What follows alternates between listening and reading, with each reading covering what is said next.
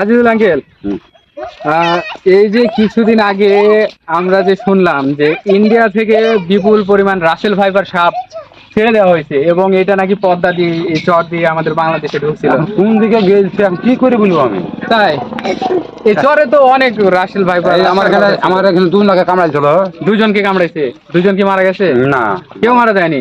রাসেল ভাইপারে কামড়ানো পরে কেউ মারা যায়নি না, না? না। আপনার সাথে কি রাসেল ভাইপারে দেখা হয়েছিল? আপনি তো সারাক্ষণই নদীতে থাকেন। হ্যাঁ? কখন খাওয়া দাওয়া করবো রে? খাওয়া দাওয়া করে বাইরে আসছি।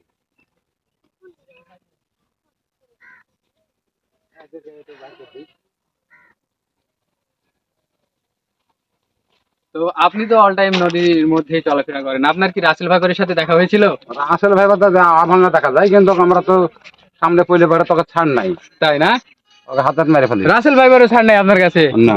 তো ভিউয়ার্স, এইদিকে ধরো। ভিউয়ার্স শুনলেন কি? আজিজুল ভাই, আপনাদের আজিজুল ভাই, আমার আজিজুল আঙ্কেল এমন একজন লোক যার কাছে রাসেল ভাইপার পাত্তাই পায় না, যে কোনো সময় ধরে মেরে দেয়। তো এখন আমরা কি এদিকে যাব? এদিকে কি দেখা? যাই, এদিকে একটু হেঁটে আসি।